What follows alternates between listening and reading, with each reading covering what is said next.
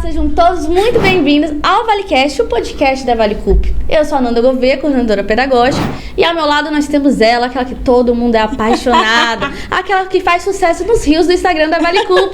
Quem é ela? Nathalie Cristine, assistente de conteúdo. Mentir? Não. Tá tudo bem, Nathalie? A gente faz sucesso, né? A gente. Tá bom. Entendeu, né, boy, que tá aí olhando pra ela? Tá tudo bem. Nathalie, hoje nós temos uma convidada que vai falar sobre um assunto que muitos adultos têm preconceito. E no nosso Instagram a gente já viu muita gente falando sobre também. É verdade. Que é TDAH em adultos. Então, pra quem tá acostumado que a gente traga educadores, professores, agora trouxemos uma psicóloga. Hoje vai ser diferente. Que é coautora de um livro, que ela vai mostrar esse livro aqui. Lógico, eu já quero o meu. Já joguei essa daí, uma indireta, né? Que maravilha. Tá preparada? Tô. Eu quero saber se ela tá, porque ela tava nervosa antes de começar, né? Estou super preparada. Ah, maravilhosa. Tá mais preparada que eu acho. Que bom. Importante. A gente vai descobrir. Vamos descobrir. Com vocês, Ana Letícia. Olá, pessoal. Boa noite. Seja bem-vinda. Boa noite. Tá mais calma? Estou. Ah, gente, eu gosto assim, pessoa, né? Atitude. É isso aí. Mulher, nós viemos conversar hoje sobre TDAH em adultos. Lógico que é um dos assuntos que a gente vai decorrer, né, durante essa hora. Sim. Porque o que a gente percebe muito no nosso Instagram e com adultos que a gente conversa. As crianças, a gente fala, TDAH. Se bem que muitas pessoas dão TDAH pra qualquer coisa agora, né? Sim. A criança tá pulando TDAH. Sim. TDAH. Mas e aqueles adultos que tiveram a infância difícil, era taxado de burro, de lerdo, que não ia conseguir nada, mas não tinha um diagnóstico. E hoje, na fase adulta, passa por diversos problemas por não encarar também isso. Falar, opa, peraí, eu acho que eu preciso de uma ajuda. Sim. Então, vamos conversar sobre isso também. Então, você fica aí até o final que a gente vai aprender bastante Papel aqui. e caneta, viu, galera? Que vai ser a aula, Vai. né? Vai ser Sim. uma aula. Então, vamos lá. Primeira pergunta é, quem é Ana Letícia? Ana Letícia, ela é muitas coisas. Maravilhosa. Muitas coisas, né? Ela é maravilhosa, ela é uma pessoa, ela tem sonhos, ela tem projetos, ela é filha, ela é irmã, ela é amiga, ela é psicóloga, ela é namorada, ela é múltiplas coisas, né? Assim como todo ser humano, a gente não consegue ser definido por uma coisa só. Então não tem como eu ser definido por uma coisa só. E assim como também essa pessoa, ela tem o transtorno do déficit de atenção, mas também que faz parte dela. Que você também tem, eu senti ali no Sim. meio ali a psicóloga falando. Eu também. Que você não é uma coisa só, o ser humano não é uma coisa assim. Eu senti a psicóloga ali falando mais do que a Ana Letícia, hein? Oh, Sim, com certeza, porque é muito difícil, principalmente questão de transtornos. Eu acho que de uma forma geral agora, quando a pessoa ela tem um diagnóstico, é muito difícil para ela, assim como também para a família, quem está ao redor, porque ela começa a achar que o transtorno é o que a define, e na verdade não é. Ela é um conjunto, mas até ela entender isso muitas vezes é um processo, principalmente para aqueles que descobriu mais tarde, que na fase adulta, por exemplo. E aí é que fica muito mais difícil, ao mesmo tempo que muitas vezes é libertador para a pessoa, mas também é um processo para ela entender que aquele diagnóstico é só uma parte. Não te define. Não define. Essa pessoa é muito além do que ela imagina. Mas muitas vezes ela é reduzida e muitas vezes pelas pessoas ao redor a um simples diagnóstico. Nossa, eu não tenho, né, diagnóstico, porque eu não fui atrás, Eu acho que eu tenho. Sim, Nathalie, sim. Pode ir. Mas o meu pequeno tem, eu já falo dele direto aqui, que eu sou uma mãe babona, lógico. Então eu senti o alívio dele em entender, ele sim entender isso, que ele é pequeno, mas eu senti também o medo de sofrer preconceito. Ele, mãe, mas tudo pra ele agora era, tipo, aconteceu tal coisa, mas eu tenho TDAH. As pessoas me tratam assim porque eu sou TDAH. Eu falei, não, peraí. Vamos descobrir quem é Lucas primeiro, pra você ver que aquilo ali é uma partezinha que a gente tá passando por ela. E você vai lidar com isso pra sempre, bora junto. Então, mas muito preconceito. As pessoas falam, mas olha, o menino, foi, cara, o bicho não fez nada de diagnóstico, não fez nada. Mas fala do TDAH sempre. Sim. Isso acaba diminuindo ele, sendo que não precisa diminuir, meu filho, é só mais uma característica das milhares maravilhosas que ele tem. Aproveitando, a gente falou que psicóloga, que ela já falou como uma psicóloga. Mulher, por que tu foi pra psicologia? Que eu não consigo entender, gente, é muito complexo pra minha cabeça, psicologia. Tu queria ser psicóloga? Eu ia fazer psicologia antes de conhecer a pedagogia empresarial. Eu ia fazer psicologia, assim que eu Sério? terminasse pedagogia. Nossa, eu não consigo. Eu acho muito complexo. Eu não consigo nem entender. Imagina ajudar os outros. Ah, gente, eu acho que a área da saúde como um todo, Uhum. né? Mas principalmente, sim, a psicologia e a psiquiatria também, que está aí no ramo da saúde mental, são áreas complexas, são áreas difíceis, realmente. Por que eu escolhi? Tem muita coisa aí por trás dele. As pessoas brincam, né? Letícia, você é doida? Possivelmente, talvez Sempre sim. É isso. Ser psicóloga. Eu bati o martelo no segundo ano do ensino médio. Caraca, já na Sim. porta. Bem antes, né? O que não é muito comum, né? Quando é nessa fase, a pessoa normalmente está em dúvida, mas começa essa pressão da escolha. Então, quando eu estava no segundo para o terceiro, eu já estava começando a falar sobre questão de paz, Enem, essas coisas. E eu já estava pesquisando sobre qual foi um dos critérios. Eu gosto muito de investigação, eu sou apaixonada nessa área, né? Psicopatologia, para entender a mente do criminoso. Bem CSI. Bem CSI. Eita. E eu assistia CSI, né? Na Record, na época passada, minha filha, eu acompanhava ali. Claro que eu sabia que não era daquele jeito na vida real, mas eu achava incrível. E aí eu fui pesquisar as áreas, né? Que poderia me fazer entrar nesse ramo. Eu só tinha escutado sobre a psicologia, algumas pessoas inclusive falaram que né, porque eu não faço, porque você não faz. Só que até então eu nunca tinha me aprofundado. Nessa pesquisa que eu fui fazendo, quais são as áreas, eu coloquei assim, foi puxando várias. Biologia, medicina veterinária, engenharia, medicina, e nessa, psicologia. Fui pesquisar sobre a psicologia, e eu fui ver o conceito sobre ela, e aí foi quando eu bati o martelo. Vai ser psicologia. Tanto que no ano seguinte, no terceiro ano, no finalzinho, eu não tinha conseguido passar no PAS. A minha mãe virou e falou assim: Letícia, esse é o curso que você quer? Eu falei, sim. Gente, são poucas as vezes que eu senti uma firmeza de uma escolha minha. E uma delas foi o meu curso. Ai, Ela falou, ok, então nós vamos ajudar você. Eu fui para uma faculdade particular. Eles me ajudaram nesse todo percurso. E eu não me arrependo. Eu ia perguntar se em algum momento você sentiu assim uma dúvida, um arrependimento, mas eu podia ter ido para aquela área ali. Não. Nunca? Nem durante a faculdade? Nem durante a faculdade. Eu não conseguia me ver em alguma outra área. Arrasou. Mesmo que, é claro, a faculdade é difícil, gente. Tem momentos que a gente, na verdade, desistiria pelo cansaço. Eu posso dizer, seria isso. Mas por achar que não era para mim, não. Nunca. Eu sempre tive essa certeza do início ao fim, né? E quando as pessoas perguntavam isso, inclusive algumas vezes me perguntaram dentro de casa, eu mostrava uma firmeza que até eu mesma me surpreendia de vez em quando sobre o curso de psicologia. E até hoje, quando eu falo sobre psicologia, gente, se deixar eu falo... O seu olho tá brilhando. 2, 3, 4, 5, 6... Tem paixão no que você fala. Então, assim, você sente... E eu falo, querendo ou não, eu acho que talvez eu fui...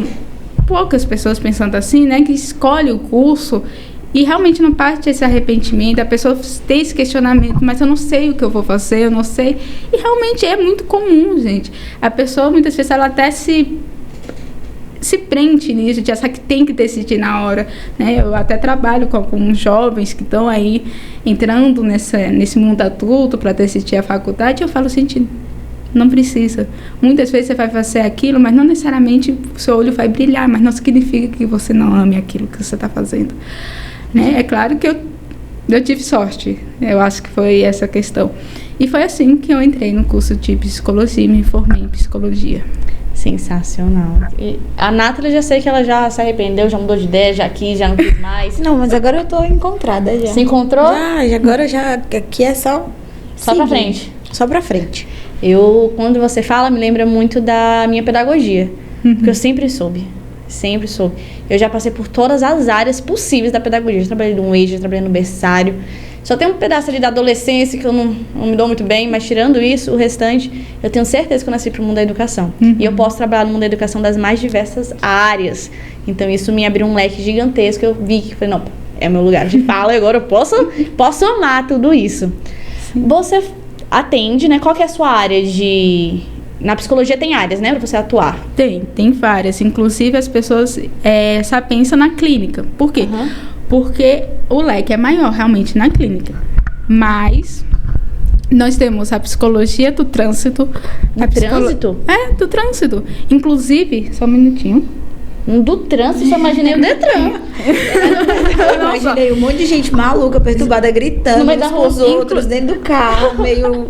Inclusive, o primeiro estudo, digamos assim, aqui em Brasília foi feito, inclusive, na UDF, o primeiro campo, assim, do trânsito. Inclusive, eu tive uma das professoras que trabalhava na questão da área do trânsito. Então, nós temos a psicologia do esporte. Na área também. Que é uma área de muita potência. Você tem que trabalhar com um atleta complicado. Exatamente. Eu conheço também pessoas que foram para esse ramo. Eu tenho a psicologia escolar e a psicologia clínica. Tem outra. E tem a psicologia jurídica também, que aí entraria também aí a psicologia florense, né? Que é o que você quer. Que é o que eu gostaria de trabalhar, perícia criminal, né? Nossa. Ser perito criminal. Ainda tem esse desejo. Contudo, todavia, também amo a clínica. Se encontrou? Você não fica... Porque eu fico pensando... Eu tenho psicólogo, né? Eu falo assim, meu Deus, como é que...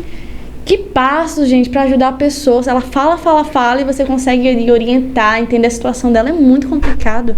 Eu mal consigo entender quando a gente só conversa entre a gente pra ajudar o outro. E como que você consegue ir mediando todo esse processo? Às vezes eu acho que o meu psicólogo era mais doido que eu de estar lá sentado, parado, me ouvindo. Todo psicólogo é doido? Eu acho. Isso o Brasil quer saber. Eu acho que Olha, não existe um estudo científico nisso, né? Mas muitas vezes a gente brinca. Pra gente querer estudar o comportamento e a mente humana, tem que ter um parafuso a menos. E ele resolve todos os meus problemas. Eu fico assim, como assim, cara? Você não tá comigo no meu dia a dia.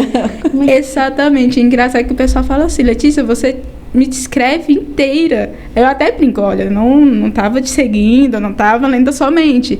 Mas é porque, por fato da psicologia ser uma ciência, a gente está em constante estudo, evolução.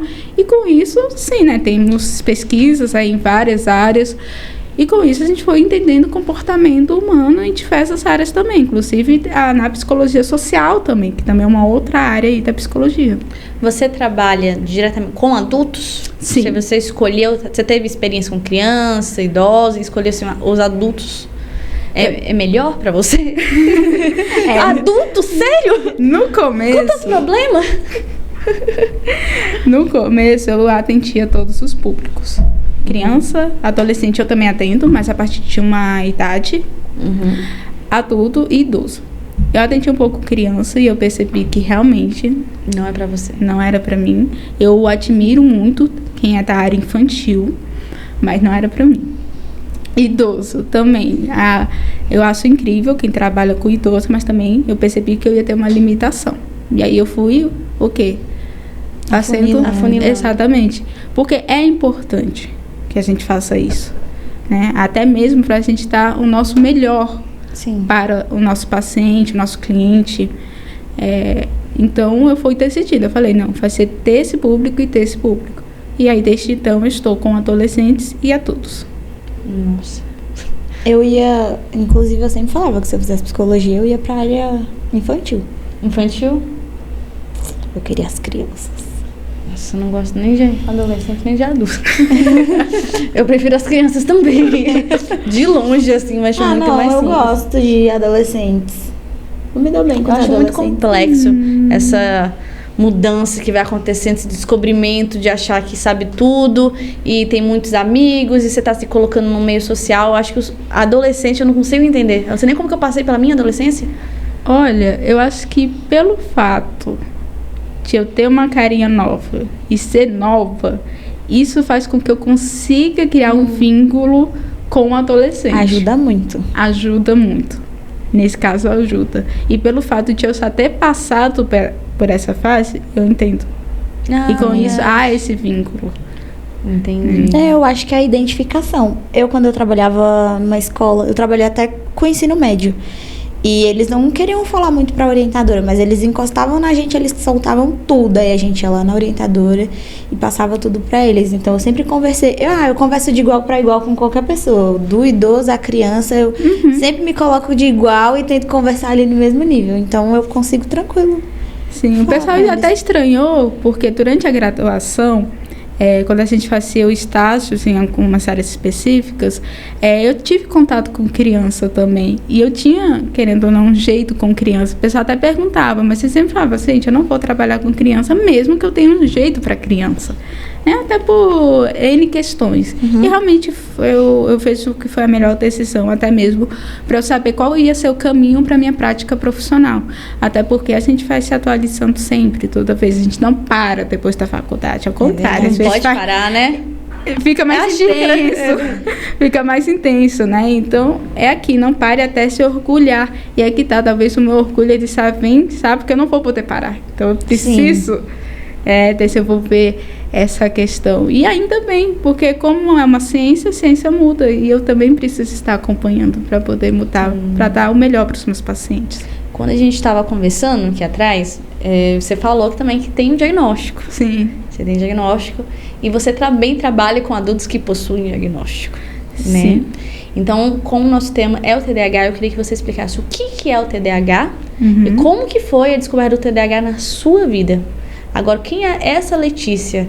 Porque você descobriu com qual idade? O déficit de atenção eu descobri saindo da minha adolescência para a fase adulta. O TEPAC foi o primeiro diagnóstico que eu tive, que foi aos 15 anos de idade. Se você pode explicar, porque são termos que por mais que você sei o que é, ainda fica muito vago. Vem muita informação em todos os lugares, mas o que é o TDAH? O que é um TEPAC? Vamos lá, então. O TEPAC, ele é uma alteração no processamento aditivo central, né? Então, é como se fosse assim, pelo menos o meu entendimento, né? Não é algo que eu tenho muito aprofundamento, mas é no sentido que eu escuto, gente, a pessoa se escuta, ela escuta não muito bem, né? Não é surda, mas o cérebro nem sempre vai processar toda a informação que ela recebeu. Tá tudo bem, Nathalie, segura aqui minha mão. Tá? E o TDAH, né, o transtorno do déficit de atenção e hiperatividade, ele é um transtorno do neurodesenvolvimento. E aí é que está o ponto importante, porque ultimamente, né, até por causa desse boom de informações, houve também esse aumento de procura realmente para saber. E não apenas do déficit de atenção, mas até mesmo do espectro autista, né, da deficiência intelectual e dos transtornos específicos do aprendizado, né, dislexia, descalculia. E as pessoas têm muito, Letícia, tem como a pessoa desenvolver TDAH na fase adulta? Não. Por simples fato de ele ser do neurodesenvolvimento. Isso significa que em algum momento ali da infância dele, ele começou a apresentar sinais e sintomas que podem ser característicos do déficit de atenção. Então, a pessoa ela não apresenta na faixa adulta. Tanto que um dos critérios é que tenha os sintomas e sinais antes dos 12 anos de idade. E não necessariamente a criança tem que reprovar na escola. Outra questão muito aí, né? As pessoas têm um estigma, um preconceito, uma coisa formada já, né? Uma ideia. Às vezes elas olham assim como, então a pessoa que tem um TDAH é a pessoa que reprova, é a pessoa que não fica quieta, é a pessoa que não, gente, vamos lá. Nem sempre, né? Nem sempre, até porque nós temos a apresentação do déficit de atenção e hiperatividade, né? Que é classificada em 3. A apresentação mista, ou seja, tanto a hiperatividade e a impulsividade, como a atenção, que é o primeiro. Nós temos o déficit de atenção e hiperatividade predominantemente desatenta, que é o meu, que é o que eu tenho, e o transtorno do déficit de atenção e hiperatividade predominantemente hiperativo / impulsivo. Então, nós temos esses 3 tipos ainda. Nossa, são muitos. Muitos. Então tem como colocar em caixinhas, né? Falar, todo TDAH assim, é assim, assim. Não, porque é muito diferente entre si e as pessoas são diferentes também. Exatamente. E aí, o que muitas vezes pega, né? As pessoas entendem assim, Letícia, a criança ou adolescente adulto, eles vão apresentar os 3? Não. Ponto. Às vezes a gente tem que entender, inclusive, se ela pode ter apresentado o misto, mas que com o crescimento o hiperativo acabou, de certa forma, diminuindo, porque pode acontecer. Então, é muito comum a gente ver no adulto mais o desatento, mesmo ele ter sido diagnosticado com os 2, e uma diminuição considerável nos sintomas de hiperatividade, mas em compensação tem a impulsividade. está também presente aí no déficit de atenção. O que seria essa impulsividade? Tem como dar um exemplo? Como ser impulsivo?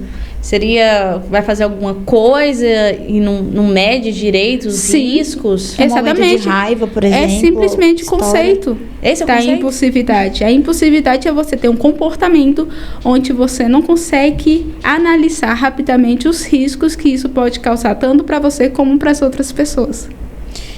E como que a gente, olhando de fora, consegue ajudar uma pessoa que tenha essas características mais da impulsividade, porque às vezes ele pode não aceitar a ajuda. Tem que ver, inclusive, em relação a isso, porque até falo nessa questão sobre a avaliação, gente, cuidado. Porque dentro dos transtornos psiquiátricos, um sintoma pode ser apresentado em vários transtornos. Então, por exemplo, a impulsividade a gente pode ver no déficit de atenção, a gente pode ver no transtorno de ansiedade, podemos ver no transtorno de personalidade, podemos ver no transtorno de humor bipolar e entre outras aí também. Então, percebe, um sintoma, eu não posso dizer que você tem isso por causa de um sintoma. A gente precisa olhar tanto sinais e sintomas dentro da vida do indivíduo. Né? É importante essa questão que as pessoas perguntam muito. Letícia, eu estou muito triste, eu tenho depressão? Gente, é difícil de ser sobre isso, né? Eu tenho que entender mais algumas coisas. Então, tanto que a gente fala o seguinte, gente, esses 2 critérios básicos para a gente conseguir compreender isso. A intensidade, a duração que esse sintoma se apresenta e, mais importante, o sofrimento clinicamente significativo, ou seja, o prejuízo no funcionamento daquela pessoa. Porque muitas vezes eu tenho ansiedade, mas eu não tenho um prejuízo. Então, tem outras pessoas que têm uma ansiedade que causa um prejuízo muito grande, um sofrimento muito grande. É quando a gente está falando de possíveis transtornos de ansiedade. Sim. E também no transtorno do neurodesenvolvimento. Inclusive, o TDAH pode ter algumas comorbidades que a gente chama, ou seja, a apresentação de mais de um transtorno. Por isso que a gente tem que fazer uma avaliação muito bem, né? E ter cuidado com essa avaliação. Por quê? Por causa desse diagnóstico que a gente chama de diagnóstico diferencial. Então, essa pessoa, ela pode ter, é muito comum, a pessoa na infância, por exemplo, ter o TDAH e ter o TOD, que é o transtorno opositor desafiante, ou ter o transtorno de conduta, ou ter o transtorno de ansiedade. Casadinho. São casadinhos. Pode ter o tique, pode ter uma dislexia. Então, há esse outro fator que muitas vezes dificulta o nosso diagnóstico. Como a gente conseguir fazer essa diferenciação? Por isso que a questão do estudo, a questão de estar sempre se atualizando. Psicólogo dá laudo. Sim. Eu ia perguntar agora. Sim, exatamente. E isso é uma confusão muito comum, inclusive dentro dos psicólogos. Porque na nossa categoria, dentro até das resoluções, diz que fica facultado ao psicólogo o uso do CID, que é a Classificação Internacional de Doenças, né, que está no seu CID-11, e o do DSM, que é o Manual Diagnóstico dos Transtornos Mentais. Né? Então, ou seja, fica facultado, ele pode ou não usar. Então, tem pessoas que trabalham com hipótese diagnóstica e tem outros que trabalham com diagnóstico. O que vai ser essencial? A pessoa ela tem uma experiência em relação a isso, né? Tem um conhecimento para fazer o diagnóstico. Esse vai ser um diferencial, mas o psicólogo pode. Sim, principalmente nessa área da saúde mental, nós temos o neuro, nós temos o psiquiatra pode dar diagnósticos de transtorno do neurodesenvolvimento, as pessoas também confundem muito isso, e o psicólogo também. Inclusive criança independente, né? Porque com o meu filho indicar assim, vai no neuro, aí o neuro vai orientar. Então quem deu mesmo, fechou o laudo dele, foi o neuro. A gente falou, porque a gente está empolgando, mas eu quero saber agora de você. Como que foi pra você ter esse diagnóstico, senhorita Letícia? Eu me vejo antes e depois. Você já falou que o seu é déficit de atenção, mais o déficit de atenção, né? Predominante. É, o desatento, no caso. Desatento. E você sempre reparou que você tinha, assim, desde pequenininho, você falava, tem alguma coisa diferente comigo? Ou então alguém reparava? Eu reparava que eu era diferente, mas assim, não a ponto de eu achar até então, acho que até os 10 anos. Aí depois dos 10 anos, realmente, eu comecei a achar algumas coisas bem estranhas. Mas eu achava que podia ser algo normal, assim, esperado. Até porque na época também teve um fator da questão da minha fala. Então eu tive uma dificuldade na fala também naquela época, então eu trocava letra, eu falava errado, realmente hoje está bem melhor. Então eu sempre tive aí um acompanhamento com a fono, né? Com o psicólogo foi em alguns momentos bem pontuais, bem específicos, então nunca chegou a avaliar essa questão. Com 10 anos, 12 anos, aí, ok, começou a ter algumas coisas aí diferentes, me chamavam muita atenção, tinha alguns erros, assim, básicos que até então não aconteceria, assim, de uma forma recorrente. Aí é que tá outra questão, né? Ah, Letícia, não presta atenção. Tem um TDAH? Não, gente, né? Muitas vezes por causa do cansaço físico, por exemplo, cansaço mental, a gente pode ter uma baixa da questão da função atencional, né? Da parte psíquica. Mas o meu era muito recorrente. E eram erros simples. Era coisas assim que eu ficava, gente, como assim? Ok, passou o ensino fundamental até então, minhas notas sem laudo até então, mas as minhas notas começaram a diminuir, mas assim, acho que até de forma sutil, por isso que a gente não ouve esse olhar direito, mas ainda assim já estava apresentando, então a minha nota começou a diminuir. É engraçado que parece que passa um filme na nossa cabeça. E aí eu entrei no ensino médio. Quando eu entrei no ensino médio, eu fui para uma escola bem tensa mesmo, né? Era uma das escolas bastante comum aqui no DF. E era muito conteúdo. Era aula de segunda a sábado. Nossa, e aí veio as notas. Imagino qual é a escola. Então. E o primeiro semestre acabou, né? O primeiro semestre acabou. E com isso, o meu boletim escolar. Eita. Primeiro bimestre, escola nova, ensino médio. Acabou junto. Gente, quando veio o meu boletim escolar, foi difícil. Foi difícil porque, infelizmente, às vezes a gente acaba escutando coisas que a gente não queria. Mas é porque muitas vezes é por falta de conhecimento também. Então, eu acabei escutando que eu era preguiçosa, que eu só ficava na televisão. E isso acaba gerando uma insegurança, né? Eu acho que foi, talvez, o auge da minha baixa autoestima, talvez foi naquela época. E isso me trouxe alguns medos, inclusive. E aconteceu outras coisas, enfim, um pouco tempo depois, eu só tinha começado, inclusive, na fono, na mesma época. A fono, ela começou a desconfiar de algumas coisas. Nossa, então a fono foi seu braço direito para poder ajudar no diagnóstico. Foi muito importante naquela época. E aí ela conversou com a minha mãe, falou, vamos aceitar os exames, alguns exames. E aí foi quando veio o primeiro diagnóstico, que foi o TPAC. Quando veio o TPAC, parece que caiu uma nuvem nas nossas cabeças. Você não se sentiu mais aliviada em saber? Deu mais medo, mais ansiedade? Sim, porque só estava misturado. Porque tinha a mistura da minha autocobrança, do meu medo especificamente. Só que ao mesmo tempo, às vezes estava um alívio, mas eu senti que a minha autocobrança dobrou naquela época. Né? Então foi muito realmente difícil, até porque lá em casa a gente tem 2 polos. Nós temos a mais velha com déficit de atenção e hiperatividade, e nós temos a mais nova com altas habilidades. Que é a sua irmã? Que é a minha irmã, que é a mais nova. Gente. São 2 extremos e acha a cabeça dos pais em relação a isso, né? Também. Então foi bastante difícil naquela época. Tanto que eu, pensando, né, fazendo uma retrospectiva naquela época, eu preferia ficar até na escola. Do que ir pra casa. Eu ficava na escola de 7h30 até as 18 horas. Eu preferia ficar lá do que ir para casa.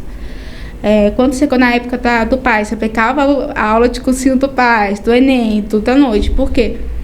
Além de eu querer mudar o ambiente, eu achava que se eu ficasse em casa, eu não faria nada e o pessoal ia falar que eu era preguiçosa. Você tinha que mostrar mais. Tudo que você fazia tinha que ser o dobro, para mostrar também. Hoje eu olho assim, gente, como é que pode uma menina de 15 anos fazer uma interpretação dessa e acabar? Porque, querendo ou não foi, eu me autocobrei muito nessa época e eu fiquei de recuperação nos 3 anos. Eu sempre fiquei de recuperação. Não era você, não quer dizer que seu esforço foi pouco. Quer dizer que fez parte, você tinha ali alguma coisa que estava junto com você. E o seu máximo, ele era o máximo que você pôde de verdade, então tem orgulho. Porque você Agora eu passou por aquilo, você estava passando por tudo isso e no segundo ano você decidiu fazer psicologia, você acabou de falar pra gente. E com toda essa cobrança, com toda essa dificuldade, falar, caraca, foi. E fiquei de recuperação, mas passei.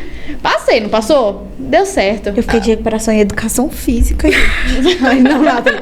Tava em outra vibe aqui, Nathalie, você. E eu ver se ela se sente melhor. Não, gente, eu ficava até o final. Eu engravidei. E eu ficava até a recuperação final, assim, eu nunca reprovei. Mas eu ficava até a recuperação último dia. final. Eu passei de dependência do primeiro pro segundo ano, em biologia. Eu tinha as matérias específicas: matemática, física, química, biologia. Ah, Às vezes inglês. Às vezes inglês. E olha que eu gostava de biologia. E ainda assim eu tinha dificuldade. Eu também. Não era fã de matemática, mas assim, gostava um pouco de física, gostava também de química. E ainda assim, Física eu não faço ideia de como foi que eu consegui terminar o ensino médio, como eu passei. Eu não tenho noção de como. Porque eu passei em física, eu fiquei em educação física. Não, nada. Não consigo compreender. Depois de falar da adolescência dessa aqui, é outra coisa. Eu acho que é outra coisa esse outro negócio aí. Senhora, você respeita esse podcast. Me perdi. Voltei. Nisso tudo, você passou. O diagnóstico do TDAH veio quando? Tá, você estava no ensino médio, passando por tudo isso, ficando mais tempo na escola, tentando se entender, se cobrando. Oh, meu Deus, imagina, de 14 anos. Fora que a fase também dessa adolescência dos 15 anos também tem aquela crise de identidade. Se encontrando ali. E quando é que veio esse seu TDAH? Ele veio... Só tinha, inclusive, a desconfiança, mas quem fez o diagnóstico foi um neuro. Lá pro início da faculdade, só tinha mais ou menos entrado na faculdade. Nossa, você passou isso mais todinho sem... Você não tomava medicação? O diagnóstico... Eu comecei a usar a medicação na faculdade. Na faculdade? Na faculdade. Foi quando eu tive o primeiro contato com a Ritalina. Mulher de Deus, olha que eu ia ter feito uma diferença no seu ensino médio, né? Se tivesse... Caramba. Então, me conte. Possivelmente. Vai. Então, você já estava na psicologia? Já estava na... E, ó, um detalhe que eu vou falar aqui. Eu consegui reprovar no primeiro semestre em língua portuguesa online. Deixa eu só deixar aqui claro que sua mãe é formada em que mesmo, senhora? Letras. Sentiu uma mãe ali, uma lágrima da mãe. A mãe tá aqui, viu, gente? Só pra vocês sentirem aqui o clima. Ficou um pouco tenso aqui o negócio. Ela baixou, botou a mão aqui, ó. Ela baixou, ela botou a mão aqui, porque a mãe tá bem aqui do lado. Sim. Mas também, gente, foi a única matéria também que eu reprovei na faculdade. Então, mãe, é pior ainda, né? Até eu fiquei assim, gente, como assim eu reprovei no português? Como assim? Eu fiquei também de cara, mas foi aconteceu. E aí, um pouco tempo depois, eu comecei a usar a Ritalina. Eu usei a Ritalina por algum tempo, depois eu parei de utilizar a Ritalina. Eu só tinha começado a criar estratégias, e aí é que pega muito o conflito do próprio diagnóstico. Por quê?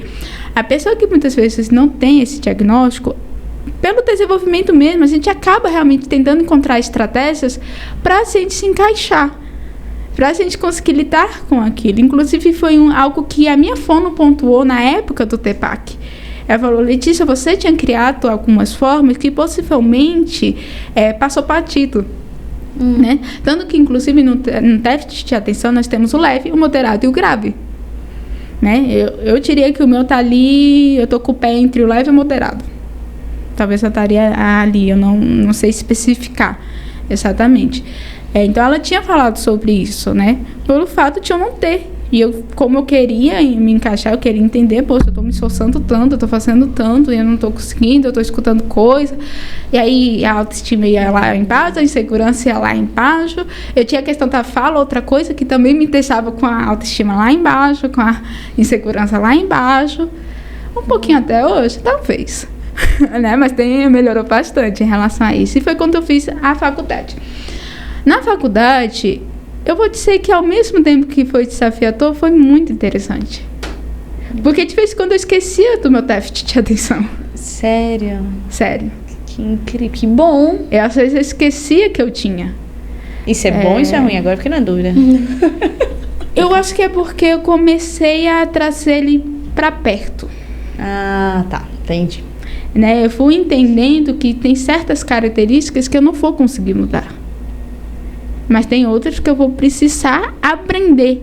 E aí é o que dá a diferença muitas vezes. Quando a gente chega na fase adulta, a gente tem que ter a maturidade. Então, eu precisei ver a minha maturidade em relação ao meu próprio diagnóstico. Ou seja, eu não poderia utilizar ele como uma desculpa. E a maioria das pessoas usa como escudo. Muitas vezes sim, até mesmo caso a pessoa ela não consiga saber, não sabe como lidar, né? Não consegue.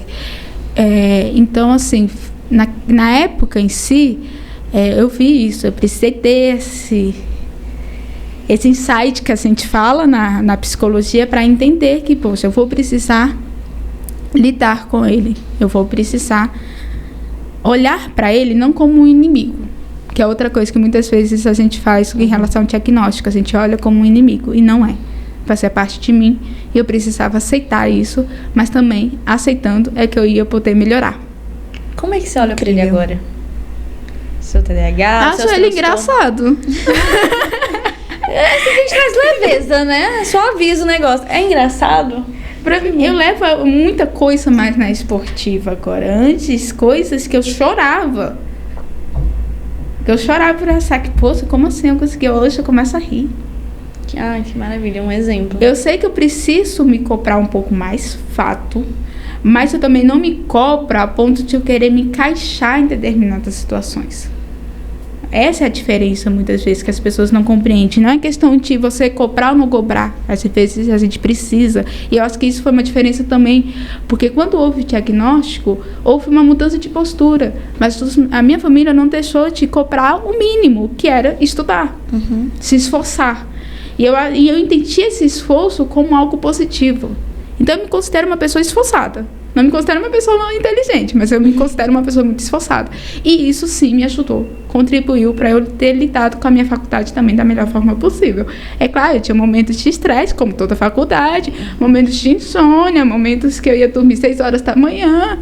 Não façam isso, gente, por favor. Escutar a psicóloga. O sono é algo inegociável, deveria ser, né? Vou dizer aqui pra Tainá que tá atrás das câmeras, viu, Tainá? Muito bem, obrigada. Hoje a gente tá dando só indireto pra quem tá aqui, já reparou nada. Até porque, gente, o sono, ele é crucial. Inclusive nas nossas emoções, tá, pessoal? O estresse, a ansiedade, a raiva, a falta de paciência, se você não tiver um sono de qualidade, tá? Um dos motivos é esse. Eu vou ali, eu já volto. A falta de sono. Tá? Então, por isso que às vezes a gente pega, a gente tente ao máximo ter um horário pra dormir, um horário pra acordar. E tente manter isso. Por quê? Porque o sono é essencial. Senão, não teria vindo com a gente até hoje. A gente não teria a questão de se dormir. O psicólogo assistir esse podcast pra ele falar assim, viu? Eu te falei, Nathalie. Mas esse podcast é aquele que as pessoas vão sair mandando pra todo mundo. Eu te avisei, olha o que a psicóloga tá falando aqui. Ele vai ser bem compartilhável. Exatamente. Sim, mas até eu tinha dificuldade de entender a importância do sono. Eu vim entender por agora também. Eu tenho facilidade pra dormir, eu tenho. Mas eu falo assim, vou dormir agora. 10, 10 e meia, 11 no máximo. No máximo. 5 e meia, 6 horas eu tô acordando. Você passou algum preconceito, por você é psicóloga? Você sofreu preconceito na hora de atender? Porque você tem um diagnóstico, você tem a dificuldade da fala que você tá passando. Não. E sério? Caraca, arrasou. Inclusive, gente, era um medo, inclusive, na faculdade, que eu comecei a trabalhar na faculdade. Qual era o medo principal? Carinha de nova, recém-formada. Pessoal, não vai querer ser atendido por uma novinha. E eu tenho realmente cara de nova, eu sou nova. As pessoas não dão credibilidade, né? Não, eu passo por isso até hoje. Sim, muitas vezes. Eu achava que eu não ia conseguir lidar com isso, mas quando eu entrei no mercado de trabalho, gente, eu levo numa leveza, numa brincadeira, assim, incrível. Porque eu trabalhei isso, porque foi uma das minhas inseguranças durante a graduação. E aí, como eu consegui identificar, consegui trabalhar com isso. Em relação à linguagem também. Só um minutinho. Se hidrate, beba água, psicóloga. Mas beba água, faça atividade física. Mas também eu aprendi a utilizar a meu favor. Por quê? Eu criei, não sei como, a minha fono pode explicar melhor, um sotaque. E a gente é de Brasília. A gente não tem sotaque. É verdade. Né? Eu nasci na Ceilândia. Apesar que eu queria ter um sotaque. Eu nasci na Ceilândia. E eu acabei, por causa dessa minha dificuldade na fala, criando esse sotaque. Tanto que, gente, é a pergunta clássica que muitas vezes eu escuto dos pacientes. Você tá aqui? Ah, que incrível! Maravilhoso. E eu respondo, gente, eu sou daqui, sou de Brasília. O pessoal, eu sabia que você era estrangeira. Eu falo, gente, meus apelidos. Eu tenho um apelido cubana. Shakira. Shakira! Sim, Adorei. começou na família do namorado, cubana. Shakira é uma forma carinhosa que uma colega minha de profissão me chama também. Uma amiga muito querida. E eu levo muito na esportiva. Sabe, perguntou se eu era da Argentina. Teve uma vez que me colocaram lá na Ásia. Foi a primeira vez que eu tinha escutado disso. Mas o restante sempre ficou ali. E eu levo isso muito na leveza. E eu acho que é até uma característica minha mesmo, meu diferencial. De eu ter um sotaque, sendo que eu nasci em Brasília. Né, Você realmente aprendeu a lidar de forma... Parte de você, como Letícia, conseguiu lidar com todas as situações de diversidades. Sim. E indo na suavidade, na leveza, com as dificuldades que aparecem. Mas você falou assim, essa sou eu, então bora. Exatamente, porque chega uma hora, principalmente quando a gente vira tudo, que a gente vai ter que decidir, né? Se a gente vai se tornar mais difícil do que sai ou transformar em algo mais fácil, né? O difícil se tornar algo fácil. E eu escolhi a segunda opção, mesmo ainda sendo difícil. Caraca. Porque eu tenho a questão de querer viver minha vida, querer conquistar as minhas coisas, e isso só poderia ser a partir de uma decisão que eu deveria tomar, né? Só que isso é muito difícil, leva tempo, e a pessoa precisa ter paciência, né, para entender isso, que é uma outra coisa que às vezes as pessoas não têm. Sim. Aliás, é uma característica também. Nossa, eu já tô misturando aqui com o curso de educação socioemocional, várias coisas aqui, ó, na cabeça. A gente tá gravando um curso de educação socioemocional e a gente surta. Qualquer dessa a gente... Nathalie chora toda aula, ela tá chorando. Sim. Porque o nosso emocional, a gente lá pra dentro da gente, a gente vê, caraca, a gente é parte de uma sociedade, e a gente tenta se encaixar, e a gente tem massa, mas o que a gente sente vai ficando pra dentro, e quem sou eu no meio disso tudo? Não, e principalmente na questão das decisões, né? Ela decidiu tornar fácil. Fez isso ela por decidiu tornar uma caminhada leve, mesmo que seja difícil. Eu decido que vai ser leve, vai ser pleno. É porque, querendo ou não, chega uma hora que vem o que a gente chama de autorresponsabilidade. Eu tenho uma responsabilidade nessa minha decisão. Eu tenho que ter essa consciência. Porque quem vai sofrer as consequências serei eu. Seja qual for a decisão que eu for tomar. E eu preciso ter coragem para assumir essas consequências. Que é uma coisa muito difícil da gente fazer. Sim. Como ser humano mesmo. Mas que é essencial. Inclusive, é isso que ajuda no nosso emocional.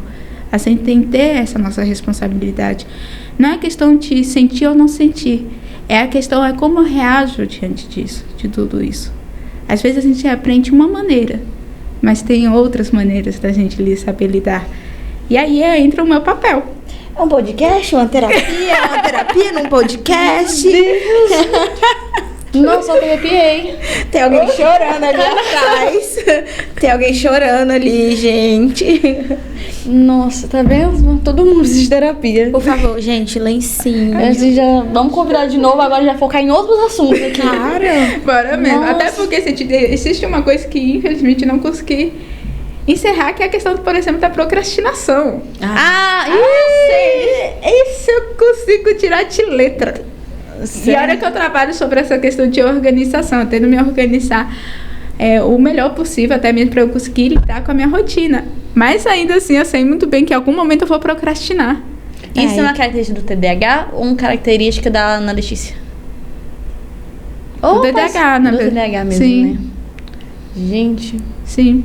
A pessoa acaba, né, até por causa dessa questão do foco, né, da dificuldade atencional, né, e outra coisa também, um tabu muito grande, é que tem gente que fala que TDAH não existe. Ai, sim. Gente, existe alterações neurobiológicas, neuroquímicas cerebrais. Né? No caso, até a gente fala, não é a questão que a pessoa não tem atenção, ela tem até demais. E por causa disso, ela não consegue Focar numa coisa só. focar em uma coisa só. O TDAH, ele é genético, é hereditário, tem pesquisas, porque até onde lá na minha família, a gente descobriu quando nasceu da minha mãe, aí do meu filho, falou, opa, até hoje eu fiz os testes, não parou em mim, mas falou pra mãe, falou pra criança. Sim. Porque eu também quero saber, porque eu já li sobre e saber se também na sua família tem mais alguém. Sim, na minha família tem. Mas um detalhe muito importante em relação a qualquer diagnóstico de transtorno psiquiátrico, transtorno mental. A gente considera multifatorial. Em que sentido? Não existe causalidade. Ah, então meu pai tem, automaticamente eu vou ter. Não, existem fatores da própria personalidade da pessoa, fator ambiental, inclusive o fator ambiental seria aí 95%. Né? Então, o fator ambiental é importantíssimo. O que é um fator ambiental? O modo como eu fui criada, o modo do meu, então o meu ambiente familiar, o ambiente social, escolar, então todos esses influenciam, por isso que a gente fala que é multifatorial, então são vários. Só que sim, temos a carga genética aí presente também. Tem uma psicóloga, eu gosto muito, que eu sigo, que inclusive ela também tem déficit de atenção, que ela traz como uma receita de bolo. Que você precisa ter todos os ingredientes para fazer um bolo. Então não adianta eu falar só fator genético. Eu tenho que ver o fator genético, eu tenho que ver o ambiente dessa pessoa, o temperamento da pessoa, a personalidade, o fator biológico. Tudo isso junto, dentro de um contexto, de um cenário. Aí sim eu posso dizer se aquela pessoa ela tem um transtorno. Seja ela qual for. Se você me perguntar assim, Letícia, tem algum que tenha base muito forte na genética? Sim, mas base muito forte não significa que ele é o que vai ter, que são o transtorno do humor bipolar e a esquizofrenia. Né? Então, nesse caso, nesses dois transtornos específicos, a base genética é muito forte. Mas ainda assim, não posso dizer que vai determinar de causalidade. Não, a gente não fala de causalidade dentro dos transtornos psiquiátricos, dos transtornos mentais. Meu Deus, que tá anotando. Eu só aqui anoto as coisas. Gente, porque eu tive estudos, me aprofundei, né, como neuropsicopedagoga, não sou neuropsicóloga. E muitos de vocês falou, eu li sobre, mas nas minhas aulas falaram muita coisa diferente. Dá aquela pincelada básica. Sim. Eu falei, gente, mas tipo, fator ambiental. Nem falavam sobre. É genético. Então você falou, nossa, eu trouxe. Eu falei, faz sentido, porque outras coisas que eu li casava aqui. Mas ninguém falava assim. Exatamente. Nossa, tá sendo uma aula gigante. Então, na sua família tem? Tem. E aí, aliás, a descoberta foi depois do meu diagnóstico. Ah, incrível. Observação. Eu desconfio que o outro membro da minha família, pai, tenha. Mas eu não posso diagnosticar especificamente. Sentiu uma direta aí, pai. Nessa especificamente, mas... Né, até a gente brinca com isso, né? O psicólogo fica analisando tudo. Não, gente, a gente não fica analisando tudo. Mas em casa é diferente. A gente tem as cobaias, né? Especificamente, mas a gente não faz diagnóstico, tá, gente? É familiar, procurar... A gente aconselha ou orienta a procurar uma avaliação, né? Aqui, na brincadeira dessa parte. Mas eu ainda acho que ele tem. Também. Eu também acho que tem umas pessoas na minha família. A Nanda acha que eu tenho laudo. Eu acho. Né? E aí eu fiquei curiosa, agora eu quero descobrir. Culpa sua. Vai fazer uma avaliação neuropsicológica. Ou uma avaliação psicológica. Farei.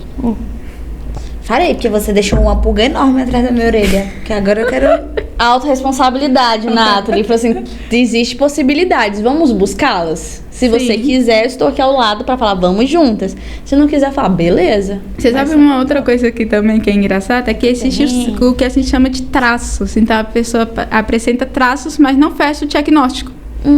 Porque existe uma coisa que está faltando. Então, muitas vezes a pessoa apresenta traços, mas não o diagnóstico. Tanto que a gente for olhar na população mundial, acho que 4 ou 5% da população mundial tem um diagnóstico. Não vou saber aqui, né, especificamente. É muita gente já. É muita gente, se a gente for falar sobre isso. Então, as pessoas têm muito essa questão também, gente. Não, por isso que se torna algo mais complexo, né, um pouco mais delicado. Então, todo cuidado é pouco. Né? Existe realmente diagnósticos que a pessoa só vai descobrir muitas vezes lá na fase adulta. Um deles, muito, é o transtorno do humor bipolar. Também o transtorno do humor bipolar, muita gente é diagnosticado 20 anos depois, 30 anos depois. Caramba. Comecei a ler sobre... Chegou para mim essa... agora eu estou lendo e estudando a parte, né? Porque eu falei, eu lido comigo mesma. Falei, vamos descobrir, né, Nanda? Eu gosto muito de ler, muito mesmo. Aproveitando que eu gosto de ler... Você, uma pessoa psicóloga com, eu vou falar, um diagnóstico tardio do TPA, que podia ter sido antes, né? Que normalmente Sim. do TDAH, passou por tudo, essas adversidades, é coautora de um livro, sabia? Eu quero saber que livro. Primeiro que a capa é maravilhosa, eu já fiquei daqui linda. Eu curiei, já dei uma... E que nome, me conta um pouco, porque mulher, você tá entendendo tudo que você passou? Eu amei o nome. E olha aqui, que coisa mais maravilhosa, ser coautora de um livro, eu quero agora o seu único. Me fala um pouco sobre o seu livro, Bem Me Quero, como é que é? Bem Me Quero mesmo. Era reflexão e recursos terapêuticos para praticar o amor próprio. Adorei, eu quero sim. Gente, e o interessante do livro, eu vou mostrar aqui pra vocês. Ele lindo, Dá é viradinha aqui, ó, pra essa câmera. Olha só que lindo. Nossa, é que ele foi escrito por vários psicólogos do Brasil inteiro. Nossa. Aqui, ó, tem todas as coautoras. Foram 33, se São não todas me engano. mulheres? Sim. Ai, São todas mulheres. De várias partes do Brasil. com várias vivências, histórias, que também deve ter cada história maravilhosa. Ah, tem, gente. No dia que teve o lançamento, teve uma história ali de uma companheira que emocionou todo mundo. Todo mundo mesmo. E assim, foi incrível a superação, inclusive para a escrita do livro. Da escrita do livro, especificamente. Então, o Bem Me Quero, ele nasceu a partir de um curso que eu estava realizando. E o final desse curso era fazer um projeto. E aí você podia escolher nesse projeto. E aí, vamos lá, tinha um monte de projetos dele. E um deles era o livro físico e digital sobre o amor próprio. Gente, naquele momento, eu acho que eu fiquei uns 10 minutos pensando. Você falou tanto de autoestima na sua adolescência, na sua infância, você se descobrir na dificuldade. E é coautora de um livro sobre amor próprio. Sim. Tem que parar pra pensar mesmo. Eu falei. 10 minutos foi pouco. Você achou pouco? É, pra mim pareceu uma eternidade. Eu ia pensar mais, eu acho. Foi uma eternidade. E aí eu lia, voltava. E eu falei, eu vou ter que fazer. Eu tenho que fazer. Eu tenho que me desafiar. Eu tenho que me jogar, se é isso que eu quero fazer. E aí foi quando eu... Ok, vamos lá. Eu vou pra escrita. Que, aliás, é uma das dificuldades que eu tenho, inclusive. E aí, vamos lá, né? Uma psicóloga... com os seus medos, as suas inseguranças, e escrever um capítulo de um livro. E além disso, se não bastasse o livro, lá vamos escolher o tema. O tema que eu pego. Eu só gosto de coisa difícil, tá bom? Eu tenho que lidar com isso. Auto-perdão. Então, o meu capítulo é sobre o auto-perdão. Olha, me arrepiei todinho de novo. Nossa. Eita! Lá, gente, mas eu batalhei pra escrever esse capítulo. É quem manda você pecar esse tema, né? Tinha outros de relacionamento, autoestima. E não, eu fui pro auto-perdão. Você se desafiou mesmo. Se bastava um desafio, a pessoa inventa de colocar mais outro desafio aí, né? Foram 2 desafios. E aí, vamos lá, foram um ano desse livro sair. Até porque tem a questão realmente de revisa, não revisa, editorial, todo mundo, né? editorial, então levou um tempo. Nesse processo, eu estava em outro curso, onde o final era fazer um e-book. Então, gente, eu tenho um e-book que está gratuito no meu perfil, que é sobre ansiedade. Por sinal, vai estar aqui disponível o Instagram dela, vocês podem ir lá. Ele tá lá. Sobre ansiedade. Eita. Sobre ansiedade. Então, de que lugar vem a minha ansiedade? Volume 1. Tá, já, não sei, não tenho previsão. Vai sair o volume 2 e também vai sair o livro físico também de técnicas de ansiedade. Então, tá aí no forno em relação a isso também. Pra alguém que tava com muito medo e pavor de escrever, agora foi. Eu fui. Né? Eu fui. Tem ainda que sim, claro, né? Até porque tem essa questão da escrita, que acaba com a procrastinação também. Aí é uma mistura. E aí tem momentos realmente que bate, aquele que preciso parar, tenho que pensar, tenho que me localizar onde eu estou, né? Eu enfrento de vários desafios, eu também tenho que lidar com esses desafios, mas eu vou fazendo. Eu brinco, mesmo às vezes com o cabelo em pé, mas eu vou fazendo. E quando chegou o livro, eu me emocionei. Com certeza. A minha família viu, minha mãe viu, inclusive eu estava trabalhando quando elas me mandaram a caixa. Foram 2 caixas que chegaram e falou, Letícia, chegou. Haja foco para manter a concentração no meu trabalho, depois pensando dessa no livro. Mas ainda assim eu só tenho uma habilidade até rápida para fazer isso. E aí quando eu cheguei em casa, eu abri, eu chorei. Eu chorei porque tem um significado muito grande para mim esse livro. Mesmo ter sido um capítulo, mas tem. E ter visto ele no físico, gente, é um sentimento sem igual. Porque eu nunca imaginava. Se você perguntasse para Ana Letícia lá no começo da faculdade, até mesmo antes, você escreveria um livro? Não. Não. E eu acho que é isso que acaba pegando também a questão da vida, que realmente a gente não sabe, mesmo que a gente tenha que ter um curso, saber para onde a gente vai, no final muitas vezes a gente pode se surpreender, e eu me surpreendi comigo mesma. Eu acho que 2021 eu posso falar isso, foi uma surpresa comigo mesma, e está sendo 2022 também. Nossa, eu acho que a gente tá babando aqui. Sim. Mãe, pode babar, a gente entendeu. Estamos sem fala. Nossa. Me dá um spoilerzinho do que é o seu capítulo. O que é o auto-perdão? No que você escreveu? O auto-perdão, ele tem a ver com uma história minha também. Se não quiser falar, tá tudo bem também. Não, assim, eu falo porque agora realmente, inclusive eu trouxe ele para num momento terapêutico da terapia também com uma paciente. Mas o que houve? Durante todo esse processo, em 2013, a gente perdeu 2 familiares muito importantes. E eu fui a última que falou com um deles, que foi minha tia, quando houve o acidente. Então eu acabei comunicando esse acidente, enfim, para a família. E eu desenvolvi uma culpa. Racionalmente, não, você não tem culpa, Letícia, foi uma fatalidade. Mas eu desenvolvi essa culpa. Culpa que eu precisei trabalhar praticamente durante a minha graduação. Então, o auto-perdão, quando eu escrevi esse capítulo, tinha a ver com, inclusive, conseguir perdoar daquele sentimento que, na teoria, não tinha muito sentido. Mas que ele veio. Ele apareceu. E eu precisei lidar com isso.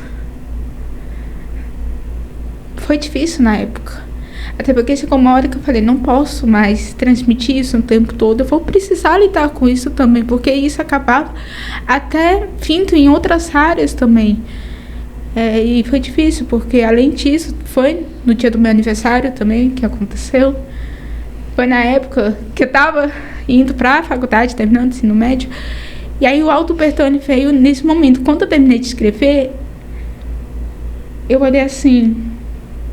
Aí eu comecei a retornar um pouco da minha vida, pensando, caramba, tem a ver com essa minha autorresponsabilidade de me perdoar por um sentimento, porque aí tem a ver a questão do sentimento, porque eu tinha na cabeça assim, não foi sua culpa, Letícia, não foi sua culpa, não foi, mas o sentimento de culpa estava ali presente. E ele ficou até o final da faculdade. Hoje eu falo, não sinto culpa. Eu sinto a saudade, eu sinto a tristeza quando eu falo, mas culpa não. Culpa não. Ô, mulher, eu vou dar licença aqui, eu vou levantar bem ali pra dar um abraço, peraí. Porque, tipo, os nossos protocolos são assim. Não existe na real, assim. Obrigada por ter vindo, obrigada por se abrir. Eu quero agradecer. Sensacional, viu, gente? Bem, que então quero dizer só pra pegar o microfone, que é uma honra conversar com alguém que é ser humano, que é psicóloga, que passa por tudo isso e fala, ó, passei, tenho meus perrengues também, mas vamos lá, que é importante a gente se conhecer e trabalhar. E que culpa? Ô, meu amor, é o tempo todo, mas que bom que você falou sobre o auto-perdão, porque eu tenho as minhas culpas que eu também não perdoei. E é difícil, gente. O processo do auto-perdão, ele é doloroso. Só que ele, inclusive, faz parte disso também. E todo dia, né? Porque a gente tem culpa todo dia, a gente erra todo dia, Só que a gente também tem que praticar, né? A gente escuta falar muito do perdão, e ele é importante também saber perdoar. Mas a gente não fala sobre o auto-perdão. É verdade. A gente tem que, ainda parece que é obrigação perdoar o outro. E a gente nunca se coloca em primeiro lugar, né? Incrível que pareça. Não. Até porque se a pessoa ela tá disposta a se perdoar pra melhorar, por que não? Obrigada, cara. Obrigada. Você não tem, não sei o que os insights, você falou insights. Um monte a gente tem, gente, com a vida. Tá disponível pra comprar? Ele tem físico comigo, a digital ainda não. Eu tô vendo essa questão ainda, mas físico só tem. Inclusive ele tá na Shopee, enfim, lá tem. Também pode falar diretamente comigo. Vou deixar aqui na descrição todos os links. Uhum. Porque, que nem eu falo, não é pelo outro, é por você agora. Quantas vezes você fez alguma coisa por você mesmo? Pouco. A gente faz muito pelo outro, a gente tem que ir, às vezes é a pressão da família. Mas se separar assim, eu preciso de um colo, eu preciso de alguém que me escute, eu preciso daquele chamego, né? Uhum. Que vem lá do coração e às vezes nas palavras escritas ali a gente se encontra. Sim, gente, e tem vários aqui, tem vários estilos. Acho que esse foi o grande diferencial, é que você vê o estilo único de cada uma e a gente falando de algo comum, que é o amor próprio, né? Que às vezes a gente olha como algo egoísta. Só tô falando, até tinha um outro assunto aqui, né? Eu já tenho que gravar uns 5 podcasts. Só tem a ver com relação um pouquinho aí também. Só que o amor próprio não tem a ver com o egoísmo. Tem a ver de saber se colocar também em momentos em primeiro lugar. É um equilíbrio entre ajudar o outro e também se ajudar. É respeitar o outro, mas também se respeitar. Só que muitas vezes a gente aprende o quê? Não, você tem que respeitar o outro, e é o outro. E aí tem pessoas que acabam de se envolvendo numa dificuldade de falar não. Porque se falar não vai fazer o outro sofrer e não quer que o outro sofra. Olha só, gente, como é difícil, como é complexo tudo isso. Por isso que a frase, assim, quem muda, quem quer, gente, cuidado com essa frase. Realmente, quem tem a disponibilidade, inclusive, de entrar em contato. Que tem consciência, sim. Mas é difícil. Aliás, eu falo que talvez a mudança é algo que vai ser para a vida inteira. Assim como o amor próprio é a vida toda. A autoestima é cultivada todos os dias. Não é algo estático. As nossas emoções não é estático. Elas estão assim, ó. Algumas vezes lá em cima, outras vezes lá embaixo. E a gente vai precisar saber como gerenciar da melhor forma possível. Meu Deus do céu. Eu não consigo falar mais nada. Nós vamos encerrar. Se eu falar, eu choro. Porque eu também, eu tô segurando, Cristine. Peraí. Eu quero agradecer, não como coordenadora pedagógica, não como host de um podcast, como Ananda, que tem as suas dores, sua história, e tem uma dificuldade gigante de perdoar e uma culpa maior do mundo, por vários problemas. E o seu relato, sua história e todo o seu conhecimento, eu acho que deu um start, uma nova Ananda a partir de hoje. Não sei pra onde que ela vai, mas ela vai uma mudança. Sim, gente. Até porque é uma pergunta muito comum, né? Tem que saber pra onde eu vou. A gente pode ter um norte, né? Que eu falo, principalmente pra quem tem a questão do curso. Ele diz, eu não sei o que eu fazer, tá? Calma. Até porque o que você for escolher, não necessariamente você vai precisar fazer pra sua vida inteira. Eu até brinco, gente. Hoje eu amo a psicologia. Mas daqui a 20, 30 anos eu posso estar fazendo uma outra coisa, porque eu não sei. Mas por enquanto, pra mim, nesse momento, a psicologia é tudo. Então, não sei. Obrigada por ter topado esse convite. Eu que agradeço. Saiba que as portas estão abertas para sempre que você quiser. Mesmo a gente force você vir, você pode dizer não, mas a gente vai ficar no pé. Que é muito bom. É muito bom aprender, ouvir, entender. E que realmente muita coisa que... Olha que eu estudo, mulher de Deus. Se tem uma pessoa que gosta de estudar, eu aprendi muita coisa nova. E agora eu aprendi até onde eu tenho que pesquisar. Eu saio um pouco ali do campo de uma coisa para ir pro outro. E vou me descobrindo nessas aprendizagens. Então, muito obrigada. Eu que agradeço. E conforme de agradecimento aí, gente, vocês vão tirar serinha 1 ou vão testar pra toda a equipe. Falou zerinha 1, esse negócio é meu. Eu acho que o melhor seria assim, pra toda a equipe. Né? Eu leio mais. Aí vocês vão revezando entre vocês, né, no caso.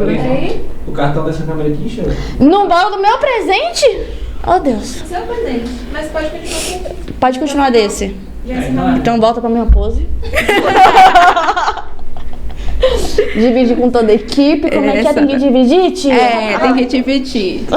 Todo mundo. Vocês fazem aí um cronograma, cada um vai Dever de casa. dever de casa. Até porque o interessante dele é que tem a parte um pouco explicativa, mas tem a prática também. Então ele tem exercícios.